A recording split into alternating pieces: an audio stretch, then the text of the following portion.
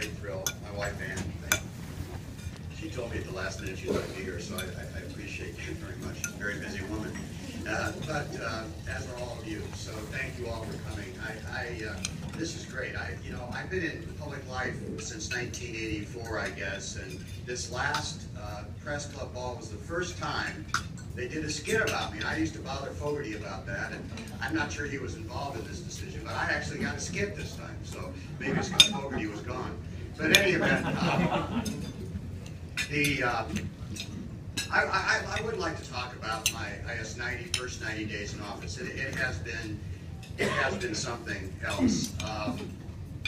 The question is always asked: is Washington a mess? Or is there a mess in Washington, or some other way of asking the question? And of course, the answer that everybody gives on the talk shows is yes, it's a terrible mess, it's awful, and then they stop talking about it. And I'm here to tell you that there's a mess in Washington. But seriously, there is a mess in Washington. But I will tell you, and I want to tell you at the outset that I believe sincerely that there's a way forward. I believe that there's a way forward, and I'm going to talk to you a little bit about it. But first of all, let me lay this groundwork with you. I do think representative democracy is at risk in this country. I don't think there's any question about it at the congressional level.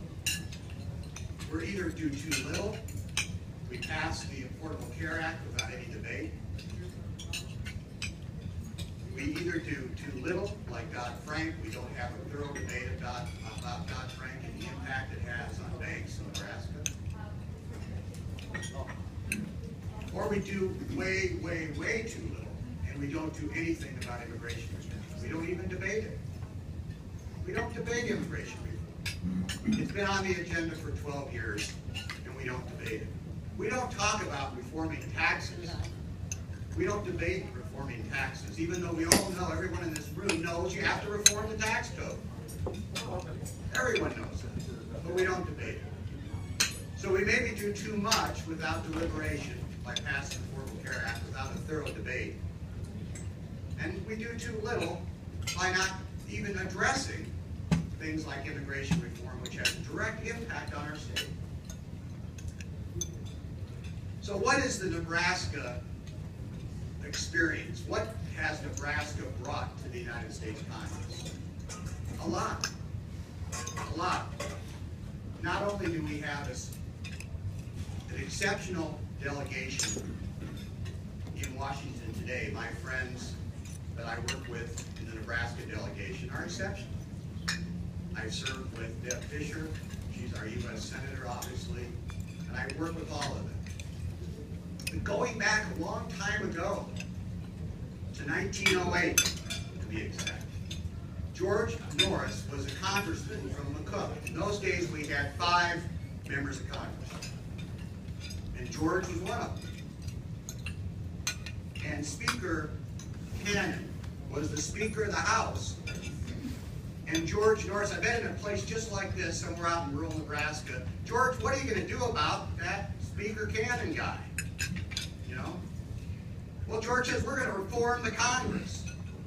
After 4 years as a member of Congress, he went back to Congress, and they took Leader Cannon, Speaker Cannon, to task and reformed the United States Congress. And in 1934, George Norris, then a United States Senator, comes back to Nebraska and says, well, I've done Washington. Now we're going to do Nebraska. And we get the unicameral legislature. We get the nonpartisan unicameral legislature. The most unique governing body in the country. We need to spread the word in Washington about how we govern in this state. I've been on the floor of the Congress many times, and on occasion there are people in the room. Now I have to ask them to come, and sometimes they'll just wander in. But if it's right after a morning session, there may be some people linger along. And I talked to them about the unicameral. I said, Brad, will you stop talking about the unicameral? We're not going to ever have a unicameral legislature. Well, that may be so, but there are some lessons in in what we do in Lincoln every day and what we have done in Lincoln and the kind of way we govern in Nebraska, we should be very, very proud of what we do in this state and who we are and the values that we have and the values that we bring to Washington through the elected representatives who have served this state and this district since the beginning. So there is hope that they're going to listen to us. They're going to listen to me. They're going to start adopting ways to deliberate so that the Affordable Care Act, instead of debating whether or not the Affordable Care Act was read by anybody, we ought to debate the Affordable Care Act. We ought to have debated the Affordable Care Act for at least 5 minutes before it passed. It's not 100% great, but we didn't debate it, and there lies the problem. The problem, as I see it in Washington, is not so much the issues. There's always going to be an issue to address. The problem in Washington is that we don't debate, discuss, and advise on the issues of our country. And by not so doing, I don't know when this all happened, when this evolved, since I've only been in Congress for 90 days. It came before me, I can guarantee you that. So what is my biggest fear going forward? We are an entrepreneurial state. We are a state of farmers and ranchers. We are a state that brought my family to Nebraska in the 1850s, from Ireland in the 1870s, from Sweden, to have hope, to get a job, to start a business. That's who we are. That's who we are in our essence. That's what makes Nebraska great, and that's what makes all of us come together and talk about the issues in the unicameral and in this room and in neighborhoods throughout the city and the state. But my biggest fear, as I look back in my lifetime, John Kennedy, when he was elected president, said, look, we're going to go to the moon. Okay, let's just do that. So he said, we're going to go to the moon. But what he was really saying, in my view, to the Congress, when he asked for the money to go to the moon, that must have been a heck of a discussion. But anyway, we're going to go to the moon. What he was saying was we're going to unleash the entrepreneurial spirit of our country like it's never been unleashed before. The first generation after World War II, the greatest generation by all accounts, my parents' generation, our parents' generation. John Kennedy unleashed the spirit of this nation, and it has to happen again. It must be renewed. It must be renewed. And that means government, you either are with the program or get off and get out of the way. One or the other. If you're going to stay with the program, debate issues, make decisions on tough issues, do the work of the people. That's why you're there. That's why I said I should take a 10% pay cut. Well, first of all, I said it because I got a pay raise from $12,000 to $175,000. And I can afford that pay cut. He said he wasn't taking no pay cut. He got a kid. Senator, you know what I'm talking about. Now, he wrote a book. He wrote a book. His royalties are coming in. And so, you know, I read it. It's a good book. And it was all about values, by the way. And it was about Nebraska values and about how we should govern, how we do govern the unicameral. It's a great book. What's my experience in Washington up till now? Well, the first couple days I was there, I forgot to go get my office. That was my first act. And, oh darn. So I finally got an office. It's a great office. It's on the first floor of the Cannon building. I walk out the door, across the street, over to 7 minutes, I'm sitting in the United States Capitol. For 45 years, I worked for Roman and Russell in 1969. And I would stand at the Russell building and look down the mall and go, you know, it would be great to get one of these jobs. You know, senator, congressman, all those things. And it's only been 45 years. It doesn't look like it when you see me, but it's been 45 years since landing we started. 45 years till we got here. Somewhat of a serpentine route, I could say, but 45 years. So what are my experiences now that I'm there? Well, the first one was you got to show up to get your office. The second experience, and Dan was there this evening, when we all got together, all the freshmen. There aren't many Democrat freshmen. That's why I advocate for no parties in Washington, because there are no Democrats hardly. There are a few, but there weren't too many Democrats in the freshman class. Very few. So we had a dinner the first night. We'd all gotten together, all the freshmen. This is exciting. We're all buddies. We just got elected to the United States Congress. So we're in the rotunda of the United States Congress, statuary hall. It is the most phenomenal place you could be. We sit down, and all of a sudden I see Speaker Boehner walk down the aisle. He's walking down. There's the speaker. We're going to have this great dinner together. Well, and behind, they kind of go in a line, you know, when Speaker Boehner's first, and then the other 200 and so Republicans behind him. Actually, there weren't that many freshmen, but 60 freshmen Republicans walking right down the aisle to another room in another part of the Capitol. I think, where are they going? Where are they going? Well, we didn't have dinner together. I said, why don't we eat together? No, you don't eat together. I said, okay. We don't eat together. So that was the second day. We don't eat together. And then we had a caucus, a Democrat caucus. And my good friend Nancy Pelosi, who I was on TV with every day when I ran for office, was in charge. We're great friends. Anyway, so Nancy was leading the caucus. And we got up into those horrible Republicans, look what they're going to do next. I go, Jesus, we just got here. These horrible Republicans, what are they going to do? And then a laundry list of the horrible things that they were going to end up doing as soon as we left that room. So I did leave the room. And I walked outside, and these reporters, they asked, we want to talk to a freshman. And we see this freshman is sort of older, may have some degree of wisdom. We'll ask him what he thought about the caucus. I said, I've never been to a caucus. I'm from Nebraska.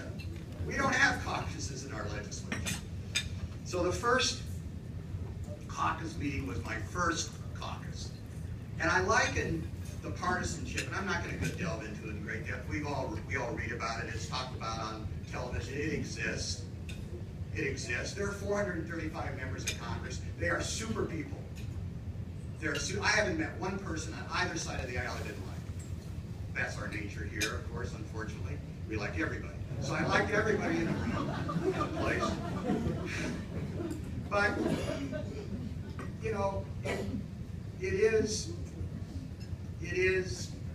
a different place. And they asked me that we don't have caucuses, we don't even have an aisle. We don't have parties.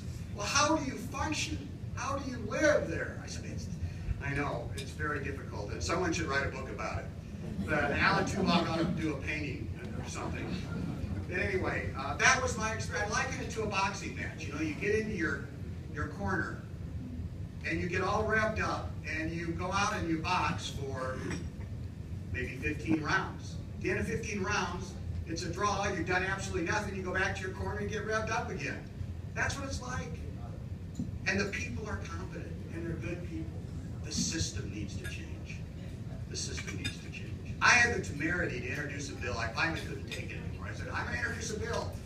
And I'm going to introduce a bill that says that you cannot pass a bill in the United States Congress until there's 10 hours of debate. And I took it to my good friend, leader Steny Hoyer, who's a wonderful member, obviously a leader in the United States Congress from Maryland, been there for 28 years, the second leading ranking Democrat. I said, Steny, I got this, we could debate 10 hours. Oh, I don't think that's going to go. I said, well, what if we did 5? That's not going to go either. So anyway, the bill's in the hopper. We put our bills in the hopper, and they stay there for a while until they percolate to the top. But we are doing things, thanks to our staff. I think Amanda, where's Amanda McGill? We are so fortunate to have Amanda McGill, Senator McGill, and you all probably know, most of you know Amanda. She served with me for 8 years in the legislature, the youngest, one of the youngest female members, if not the youngest, ever elected to the unicameral. Candidate for state auditor. I hate to see the books without you there. But anyway, she's great, and we're so fortunate to have her. An expert on so many issues. But we are doing things. We are doing things. But we're going to do things that matter. We're not just going to do top-line political stuff. We're going to do things that matter. So the veterans are a big issue. So the hospital went from 18th to 10th on the list. Brad, you did it! No, I didn't. I didn't do it. It did go from 18th to 10th. And it wasn't because I represent this district. It went from 18th to 10th. It's still 10th. It's still 10th. We don't have a new hospital. I'm not gonna rest until we get a new hospital. Getting from 18th to 10th is like the Nebraska football team. You know? Oh my God, we were 15th this year. So, but we have done some great things for veterans. We're working hard on a clinic for veterans for this community. A big clinic, 200,000 square feet foot clinic. Because 85% of veterans are outpatients. They need mental health services. Women have special needs. 16% of our force is now women. They have special needs that are not being addressed in the facilities we have here today. So we're on the road to getting that done. We're on the road to getting that done. The VA administrator, the secretary, of the VA is going to be out here in a few weeks to talk about his plan to get something like that done for our community. That's good work. But that's not me, that's the entire delegation working together, Republicans and Democrats. Working with my good friend Tim Walz, who's a congressman from Mankato. He's one of my 25 friends. Tim Walz from Mankato, Minnesota, who was born in West Point, Nebraska. Actually came from Butte County. Tim Walz is the longest serving veteran in the United States Congress, 28 years. So he's working with me. We're working together to get that clinic done for Omaha, for the 2nd Congressional District. I serve on the Armed Services Committee. What an amazing experience. I spent 8 days in the Middle East. I met with President Ghani. I walk in to President Ghani's office. It's President Ghani, nice to meet you. He goes, Brad Ashford, let's see, you're from Omaha, Nebraska, correct? I said, I am from Omaha, Nebraska. You noticed. He said, how's Tom Gutierrez doing? So that's within 30 seconds of walking into President Ghani's office. We talked to King Abdullah of Jordan. We talked to the President of Iraq. I'm on the Emerging Threat Subcommittee. We're working every day on the ISIS situation, on Yemen, to try to develop not only a way to eradicate and destroy these people, but what comes next? What is the phase 4 that we didn't do in Iraq? What is the phase 4? Well, it's some obvious things. We need economic improvement in the Middle East. We need women to have a place in society in the Middle East. King Abdullah talked to us about that. President Ghani talked to us about that. A new pan-Arab movement that can get along someday with Israel, that we can make peace and move forward. The first week of my tenure, we had an opportunity to talk to, and I always get her name right, but I was President Johnson Sirleaf, the president of Liberia. And she was on Skype, and she was talking to us, and you know what she said? I want to thank the people at the University of Nebraska Medical Center for helping to save my country. Now, how would you like to be sitting in the, radio audience, how would you like to be sitting in the Congress of the United States with your colleagues from all over the country, and the president of Liberia thanks you because of what your state did to help the people of Liberia and save lives, thousands of lives. And now we're working with the Med Center to make the Ebola Center at UNMC a national training center. It's going to happen. We're going to get it done. We're going to get it done. I just spent the morning with the trade ambassador, Ambassador Froman, who came to visit. I asked him last week, I said, Ambassador, you got to get out here and talk about this Trans-Pacific Partnership. You got to talk about free trade. So we went out and we visited a farm. And we met with the farm leaders this morning. We met with the labor leaders. And we talked about what's really happening with the Trans-Pacific Partnership. The fact that for every $1 billion of exports that we export from this country, that it creates 5,000 to 7,000 new jobs. That 40,000 jobs in this state are directly related to export of agricultural products. That under the Trans-Pacific Partnership, if it's negotiated correctly and the labor standards and the environmental standards are written in like they're going to be, and we reduce the tariffs in the Pacific nations from Peru to Chile to Australia to New Zealand to Japan to Korea, South Korea, with no tariffs. They're now, our beef that we sell to Japan has a 38% tariff. Under the Trans-Pacific Partnership, that tariff's going to go down to practically nothing. We're going to triple our beef exports from Nebraska to Asia.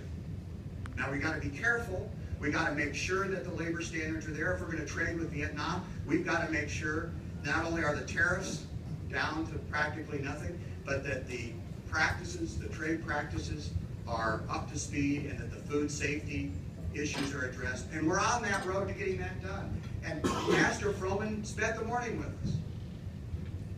He spent the morning with us. He flew in, he's flying out. But he wanted to come here. He wanted to connect with Nebraskans.